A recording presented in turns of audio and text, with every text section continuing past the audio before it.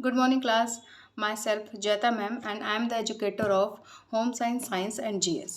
जैसे कि आपको अभी पता है कि दिसंबर में यूजीसी नेट जो कि अब एनटीए नेट हो गया है उसका पेपर होने वाला है और उसका दो पेपर होता है। एक फर्स्ट पेपर जो कॉमन पेपर होता है और सेकंड पेपर जो आपके रिलेटेड टू सब्जेक्ट होता है। ठीक है, तो उसमें जो फर्स्ट पेपर आता है उसमें टाइप्स ऑफ टीचिंग और लेवल ऑफ टीचिंग ये दो जो इम्पॉर्टेंट टॉपिक होते हैं ये हमेशा उससे क्वेश्चंस जरूर आते हैं। तो here we are talking about the level of teaching. There are three types of level. Everybody knows about that कि teaching के जो level होते हैं वो थ्री टाइप्स के होते हैं, थ्री लेवल के होते हैं. Level of teaching are three type. ठीक है, फर्स्ट लेवल होता है मेमोरी लेवल टीचिंग, दूसरा होता है हमारा अंडरस्टैंडिंग लेवल ऑफ टीचिंग और थर्ड हमारा होता है रिफ्लेक्टिव टीचिंग. ये तो सबको पता है.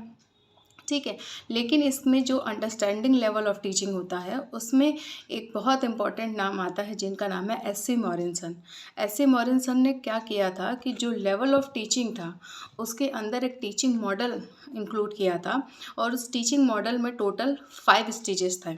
5 स्टेजेस था कि मतलब टीचर जो है क्या काम करता है और फिर स्टूडेंट उससे क्या गेन करता है और फिर क्या उसका आगे का रिस्पॉन्स होता है.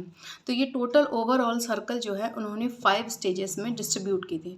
मतलब अंडरस्टैंडिंग लेवल ऑफ टीचिंग के अंतर्गत उन्होंने एस.सी. मॉरिसन ने क्या किया था, 5 स्टेजेस दिया था टीचिंग मॉडल के रूप में. ठीक है, तो उसको एक बहुत शॉर्टकट ट्रिक से आप याद कर सकते हैं. आप लोगों ने दीपा नाम बहुत सुना होगा ना, दीपा आउटडेटेड नाम हो गया. अब उसको ईपा लीजिए, ईपा, और वो उस ओर से आ रही है, उस ओर से आ रही है, और लीजिए ईपा और. ठीक है, अब ईपा और क्या है इसको मैं अभी आपको क्लियर करके बताती हूँ. सी व्हाट इज ईपा और. ईपा और दिस इज द कोड. ठीक है, इसको मैं हिंदी में लिख देती हूँ ईपा और. ईपा उस ओर से आ रही है. ठीक है, तो ये हमारे क्या हो जाएगा ईपा और. ठीक है, तो they are 5 stages of teaching which is given by S C. Morrison. ठीक है, ये किसके अंतर्गत बताते हैं, ये हमें बताते हैं अंडरस्टैंडिंग लेवल ऑफ टीचिंग. ये इसके तहत हमें बताते हैं ये 5 स्टेजेस जो उन्होंने एक्सप्लेन किया है कि कैसे टीचर क्या करेगी, फिर उसके बाद ये स्टूडेंट उससे क्या गेन करेगा और उसका क्या रिस्पॉन्स होगा. ये ओवरऑल एक सर्कल जो है ये इस पूरे स्टेजेस के थ्रू गुजरता है. ठीक है, तो इसको कैसे एक्सप्लेन करेंगे. ई मीन्स होता है एक्सप्लोर करना. एक्सप्लोर, इसमें क्या होगा, जो टीचर होती है वो बच्चों का पहले तो नॉलेज लेवल चेक करती है कि उनको किस विषय में नॉलेज है, किस विषय में नॉलेज है और वो किस लेवल तक स्टूडेंट को नॉलेज है किसी भी टॉपिक पे.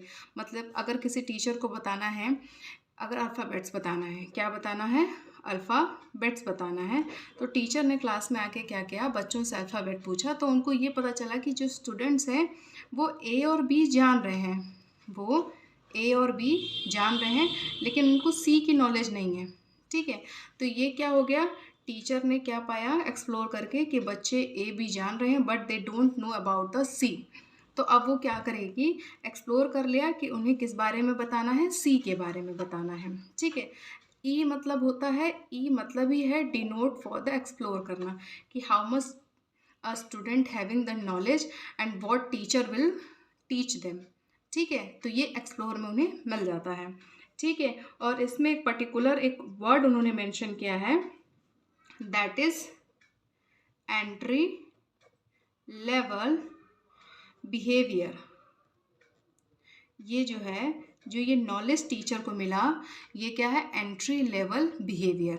ठीक है, ये पर्टिकुलर एक्सप्लोर में उन्होंने दिया कि टीचर एक्सप्लोर करती है कि how much student having the knowledge about the particular topic और पर्टिकुलर पर्टिकुलर अल्फ़ाबेट्स. ठीक है, ये एक्सप्लोर हो गया. Now move on the second, that is ईपा. ये पी मतलब होता है प्रेजेंटेशन, PRESENTION, प्रेजेंटेशन. प्रेजेंटेशन मतलब होता है नाउ टीचर नोज की student don't know about the C. अब टीचर क्या करेगी, उनके सामने सी को प्रेजेंट करेगी. ठीक है, now teacher will present the C in front of the students. Okay, अब क्या होगा, टीचर ने प्रेजेंट कर दिया। अब नेक्स्ट हमारा जो ईपा का ए आया था, ईपा का ए आया था, दैट इज ए से होता है एसिमिलेशन। ठीक है, एसिमिलेशन, एसिमिलेशन। ठीक है, एसिमिलेशन मतलब हुआ कि अब स्टूडेंट जो है क्या करेगा, इस लेवल पर उसने जो सी सीखा उसको पहले अपने प्रीवियस नॉलेज के अकॉर्डिंग उसको क्या करेगा, अपने अंदर एसिमिलेट करेगा, अपने अंदर लेगा, कि नहीं कि ए बी फिर उसके बाद सी आता है। मतलब now student will assimilate the particular alphabet C in with the their previous knowledge, with their previous knowledge. Okay, तो now student get the assimilation step. ठीक है, एसिमिलेशन के बाद ओ पे हमारा आता है ऑर्गेनाइजेशन। ऑर्गेनाइजेशन, ऑर्गेनाइजेशन में अब स्टूडेंट क्या करेगा, नाउ स्टूडेंट इज, अब वो एसिमुलेट कर चुका है कि सी क्या होता है। अब वो उसको अपने माइंड में सेट कर लेगा कि now first come is A, then B, then now next alphabet is C. वो उसको सिस्टमैटिक रूप में अपने माइंड में ऑर्गेनाइज कर लेगा। और लास्ट हमारा आता है आर। आर मतलब होता है रिसाइटेशन। अब क्या करेगा जो स्टूडेंट है, अब स्टूडेंट रिसाइटेशन के स्टेप पर अब वो इतना कैपेबल हो गया है कि अब वो ए बी सी को without the helping of the teacher the student is able to explain the particular alphabet that is C in front of the everybody।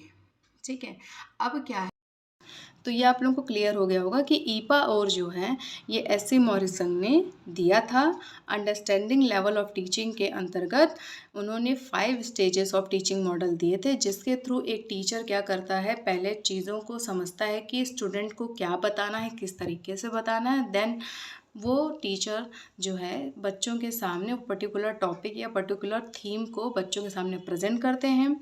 फिर बच्चा क्या करता है, उसको पहले अपनी प्रीवियस नॉलेज के अकॉर्डिंग उसको एसिमुलेट करता है, देन उसको ऑर्गेनाइज करता है, और फिर रिसाइटेशन के स्टेप पर बच्चा या स्टूडेंट इतना कैपेबल हो जाता है कि now he is able to represent all the things in front of the everybody without the help of the teacher.